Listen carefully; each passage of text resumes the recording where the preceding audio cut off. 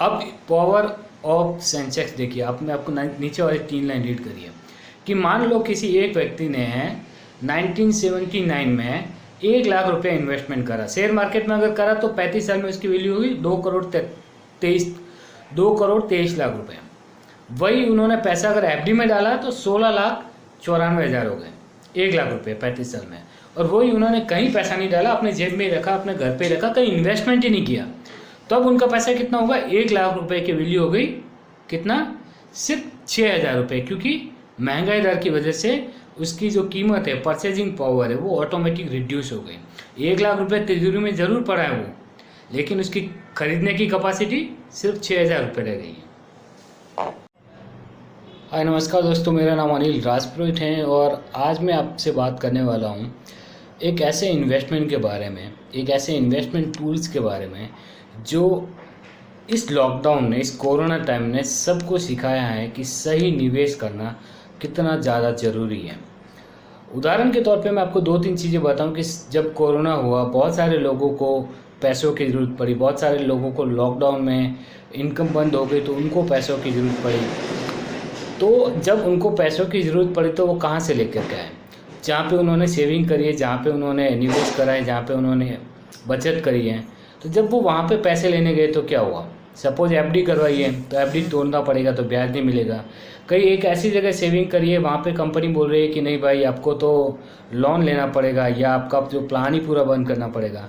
Loan पे आपने जो सेविंग करी है उसी के ऊपर आप इंटरेस्ट दे रहे हैं, तो आपने वहाँ पे आपको लॉस हो रहा है, पैसा भी इनफ नहीं मिल रहा है। किसी लोगों ने तो अपनों को खोया, जो हॉस्पिटल में एडमिट थे बीमारी के टाइम पे, उस समय उनको पैसों की ज़रूरत थी तो पैसे टाइम पे मिल नहीं पाए। बहुत सारे लोगों ने अपनों को खोया तो परिवार वालों को पैसे नहीं मिल पाए। तो मैं एक ऐसा आपके लिए सॉल्यूशन लेके आया हूँ, ये सारी ज़रूरतों को पूरा करेगा। जब आपको पैसों की ज़रूरत पड़ेगी तब आप पैसे निकाल सकते हैं, कोई लोन लेने की ज़रूरत नहीं पड़ेगी आपको, कोई वापस लोन पे ब्याज भरने की ज़रूरत नहीं पड़ेगी, कोई ऐसा नहीं है कि आपको जो रिटर्न है, जो आपका जैसे एफडी का मैंने एग्जांपल दिया कि भाई आप 20 में तोड़ोगे तो लॉस हो जाएगा। नहीं, आपको जो निवेश किया है उसके ऊपर जो आपका रिटर्न बना है वो पूरा रिटर्न्स भी मिलेगा। अगर अनफॉर्चुनेटली आप किसी अपने को खोते हो तो उसमें जो एक बड़ा अमाउंट इंश्योरेंस कवर का रहता है वो कवर फैमिली को मिल जाएगा, तो उनको दिक्कत नहीं होगी। तो एक ऐसा यूनिक इन्वेस्टमेंट टूल्स मैं आपके लिए प्रेजेंट कर रहा हूँ। आप ये पूरा वीडियो ज़रूर देखिएगा। और ये इन्वेस्टमेंट किस लिए इस वक्त ज़्यादा इम्पोर्टेंट है, आजकल की न्यूज़ में भी है कि इस इन्वेस्टमेंट पे लोगों का बहुत बड़ा भरोसा बढ़ा है और काफ़ी लोग इस इन्वेस्टमेंट टूल में इन्वेस्ट कर रहे हैं। तो ये क्या है, किस तरीके से ये वर्क करता है, क्या इसके बेनिफिट है, क्या फीचर्स हैं, मैं आपको पूरा डिटेल्स में बताऊँ। तो मैं जिस इन्वेस्टमेंट सॉल्यूशन के बारे में बात कर रहा हूँ उस इन्वेस्टमेंट का नाम है ULIP, unit link insurance policy या यूनिट लिंक इंश्योरेंस प्लान। इस प्लान में आपको बहुत सारे फंड हैं जो इन्वेस्ट करने के लिए मिलते हैं। अलग अलग कंपनी में अलग अलग तरीके के फ़ंड होते हैं। किसी कंपनी में 10 फंड होते हैं, तो किसी में 20, तो किसी में 50, तो किसी में 5 या 10। लेकिन ज़्यादातर जो होते हैं वो आपकी नीड के अनुसार होता है, आपकी ज़रूरत के हिसाब से होते हैं। कि फॉर एग्जांपल आप ज़्यादा रिस्क लेना चाहते हो मार्केट के हिसाब से, तो आप ग्रोथ फंड में इन्वेस्टमेंट कर सकते हो। अगर आप कम रिस्क लेना चाहते हो थोड़ा, तो बैलेंस फंड में जा सकते हो। आप पूरी तरीके से रिस्क नहीं लेना चाहते हो तो बॉन्ड फंड में, सिक्योर फंड में आप इन्वेस्टमेंट कर सकते हो। तो यहाँ पे आपको अलग अलग फंड में एक ही पॉलिसी में आसानी से मूव करने का ऑप्शन भी मिलता है। बॉन्ड फंड जब आपको केयरफुली और सेफली आगे बढ़ना होता है। सिक्योर फंड जब आप थोड़ी फ्रीडम के साथ तेजी से बढ़ सकते हैं। बैलेंस्ड फंड जब आप सिक्योरिटी और ग्रोथ में बैलेंस बना के चलना चाहते हैं। और ग्रोथ फंड्स जब आप रिस्क उठाकर तेजी से आगे बढ़ना चाहते हैं। तब आप अपनी रिटर्न्स बढ़ाने के लिए रिस्क का लेवल चुन सकते हैं, लेकिन कंट्रोल हमेशा आपके हाथ रहेगा। आपको पॉलिसी टर्म और साल के दौरान ये फ्रीडम रहेगी कि आप कभी भी ऑनलाइन या ऑफलाइन अपने हिसाब से फंड का टाइप बदल सके, ताकि आप रिटर्न्स बढ़ा सके या रिस्क घटा सके। अब मैं आपको एक एग्जाम्पल से समझाता हूँ पावर ऑफ यूलिप कि यूलिप किस तरीके से इतना बेहतरीन इन्वेस्टमेंट प्लान क्यों है। यहाँ पे आपको सिर्फ लिमिटेड टाइम के लिए पेमेंट करना। आप 5 साल पेमेंट करो, चाहे 10 साल पेमेंट करो, चाहे 15 साल पेमेंट करो, आप 100 ईयर तक होल लाइफ का भी यूलिप पॉलिसी ले सकते हो। इस तरीके के इन्वेस्टमेंट टूल्स भी मार्केट में अवेलेबल है। जैसे कि आप एग्जांपल के तौर पे देखेंगे, सपोज एक व्यक्ति है जो साल का 2.5 लाख रुपए का इन्वेस्टमेंट करता है। 2.5 लाख मैंने इसलिए एग्जांपल लिया हुआ क्योंकि ATC में यूलिप में 2.5 लाख रुपए तक इन्वेस्टमेंट करने पर टैक्स में रिबेट भी मिलता है और कैपिटल गेन टैक्स भी नहीं लगता है। 2.5 लाख से ऊपर होता है तो कैपिटल गेन टैक्स जो होता है वो लगता है। तो यहाँ पे कोई टैक्स नहीं लगता है 2.5 लाख रुपए तक। तो मैंने 2.5 लाख रुपए का एग्जांपल लिया है। अब यहाँ पे 2.5 लाख रुपए के सामने पहले दिन से इंश्योरेंस कवर कितना है, 65 लाख रुपए का इंश्योरेंस कवर है। तो इंश्योरेंस भी है, इन्वेस्टमेंट भी है। अब आप देखेंगे मैंने आपको यहाँ पे एक कॉलम दिखाया है जहाँ पे मैंने रेड मार्क किया हुआ है। वहाँ पे आपको wealth booster and premium allocation charges वापस मिलते हैं। वैसे मैं बताऊँ कि यूलिप में चार्जेज होते हैं, जैसे अलोकेशन चार्जेज है जो आप कॉलम नंबर 2 या 3 में देख सकते हैं, जहाँ पे 2.5 लाख के इन्वेस्टमेंट के सामने 12,500 रुपये का अलोकेशन चार्जेज लग रहा है। तो 10 साल तक ही लगेगा, उसके बाद नहीं लगेगा। तो 10 साल में टोटल 1 लाख रुपये का चार्जेज लगेगा।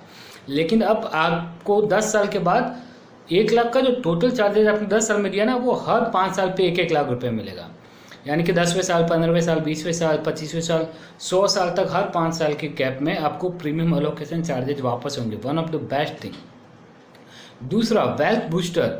आप देखेंगे आपको 43,000 रुपये का वेल्थ बूस्टर मिल रहा है। आप कंपनी के साथ जुड़े हो तो कंपनी आपको एक्स्ट्रा बेनिफिट देते हैं अगर आप लॉन्ग टेन्योर में रहते हैं। और वेल्थ बूस्टर बढ़ते बढ़ते अगर आप नोटिस करेंगे, यू विल बी सरप्राइज कि end of the policy term पे आखिरी बार जब वेल्थ बूस्टर आता है ना, वो 1,18,00,000 रुपये का आता है। 1,18,00,000 आपका फंड वैल्यू जो ग्रोथ हो रहा है ना, उसके साइड में आ रहा है। और ये रेट ऑफ रिटर्न मैं सिर्फ बता रहा हूँ 8% पे IRDA के अनुसार, जबकि एक्चुअल रिटर्न कितना होता है मैं आगे वाले टेबल में आपको बताऊंगा कि किस तरीके से सेंसेक्स शेयर मार्केट रिटर्न दे।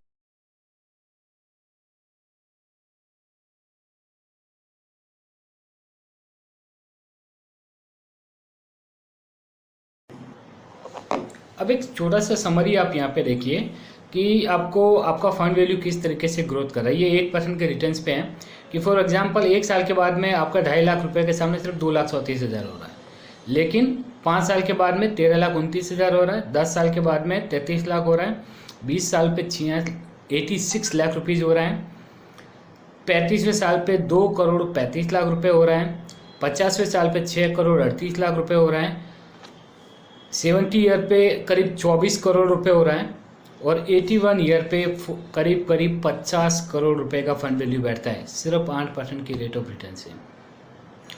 तो इनकम टैक्स की धारा 80C में आपको टैक्स बेनिफिट मिलता है और उससे आने वाली मैच्योरिटी टैक्स फ्री आती है।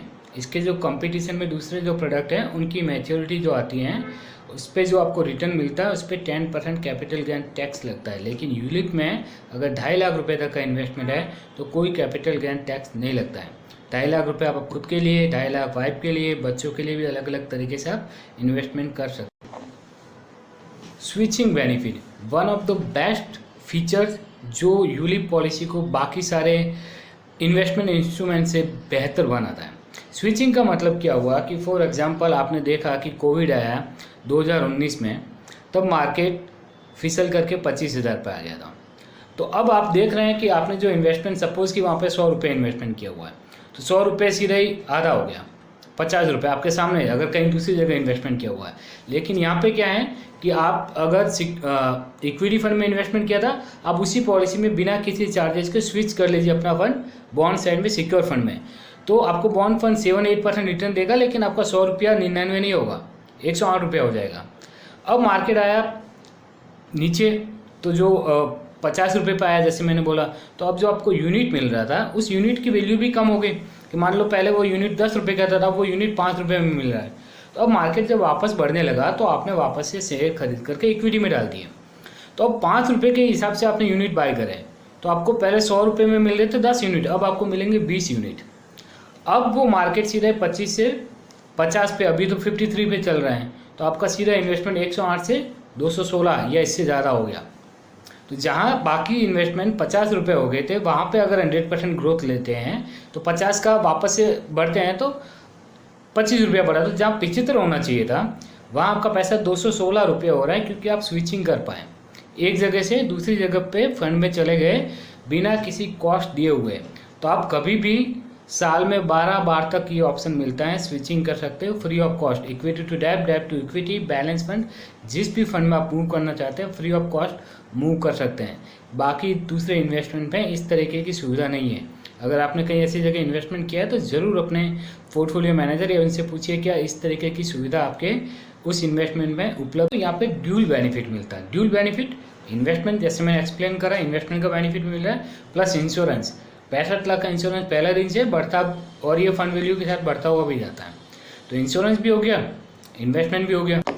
अब जैसे कि मैंने शुरू में बताया था कि किस तरीके से कोविड ने लोगों को परेशान किया है इन्वेस्टमेंट को लेकर के या पैसों की ज़रूरत के लेकर के, तो यहाँ पे ये प्लान उनके लिए बहुत सूटेबल है जिनको इमरजेंसी में पैसों की ज़रूरत होती है, जिनको थोड़े समय के बाद कभी भी पैसा निकालना है, वो लंबे टाइम के लिए नहीं रखना चाहते एक ऐसी जगह पे जहाँ पे पैसा निकालने पे ब्याज में कटौती हो या रेट ऑफ रिटर्न उनको नहीं मिलता हो।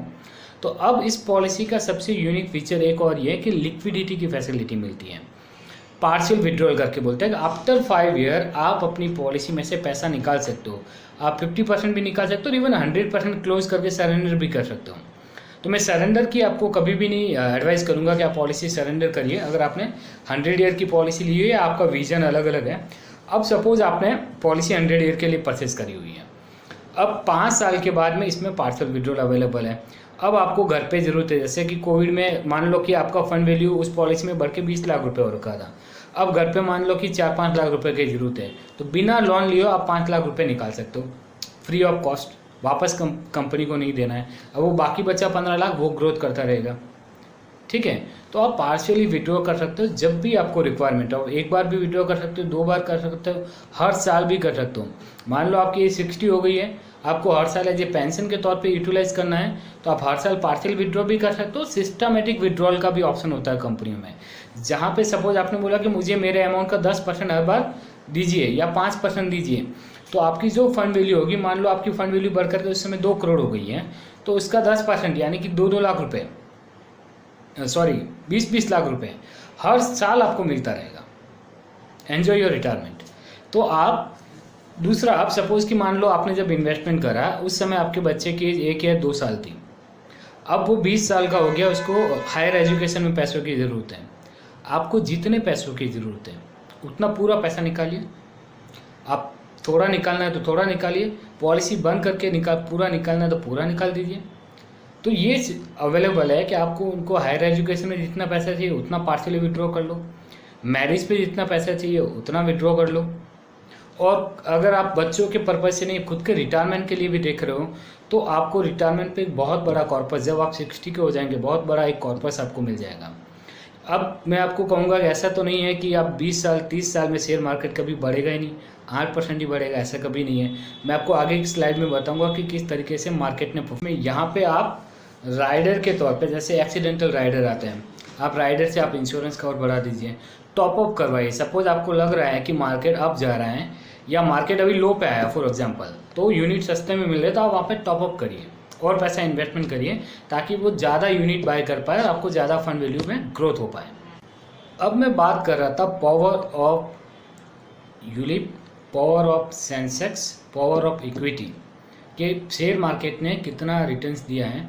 तो मैं आपके लिए एक स्लाइड आप देख सकते हैं लेफ्ट हैंड साइड में कि मार्केट जब 79 में शुरू हुआ था 100 पॉइंट से, उस समय इन्फ्लेशन रेट कितना था, 17% से ज़्यादा था। तो सपोज़ कि मान लो 1 रुपया इन्वेस्टमेंट आपने किया, इन्फ्लेशन की वजह से 82 पैसे एक्चुअल उसकी वैल्यू रही। एफडी का रेट था उस जब है 7%, तो आपने 1 लाख रुपये डाला तो 1,07,000 रुपये हो गए। लेकिन अगर इन्फ्लेशन से उसका एडजस्टमेंट किया जाए तो सिर्फ 88,000 ही हुआ। अब सेंसेक्स ने उस समय रिटर्न दिया 29% का, तो सेंसेक्स का 100 रुपया बढ़ करके कितना हो गया, 129 रुपये। यहाँ पे लाख रुपए एग्जांपल दिया तो 1,29,000 रुपये हो गया। लेकिन उसका एडजस्टमेंट वापस से इन्फ्लेशन से किया तो कितना हुआ, 1,06,000 रुपये। तो सेंसेक्स माइनस एफडी करें तो 22,000 का डिफरेंस आता है, लेकिन सेंसेक्स माइनस इन्फ्लेशन का करें तो 18,000 का डिफरेंस है। अब यहाँ पे आप इन्फ्लेशन का पूरा डिटेल्स देखिए, सेंसेक्स का देखिए, एफडी का रिटर्न देखिए, और नीचे वाली स्लाइड में आप जाकर के देखेंगे तो सेंसेक्स ने इस 35 साल में 16.72% का रिटर्न दिया है, और अगर इसमें 2% डिविडेंड ऐड कर दे तो 18.72 का रिटर्न दिया है। ये मैं बात कर रहा हूँ 2013-14 में, जब मार्केट 18-20 हज़ार के आसपास था, मोदी जी जब आए थे। अब मार्केट 53,000 पे है। तो ये जो 18% रेट ऑफ रिटर्न दिख रहा है, इससे भी ज़्यादा रिटर्न सेंसेक्स ने दिया है। अब मैं एक एग्जांपल, वहीं उसी समय आपने एफडी ने रिटर्न, उसका एवरेज अगर 35 साल का देखें तो 8.41% है। आज की डेट में एफडी का रिटर्न कितना है? 5.4%। तो सेंसेक्स हाई रिटर्न दे रहा है, एफडी लो रिटर्न दे रहा है एज ऑफ नाउ।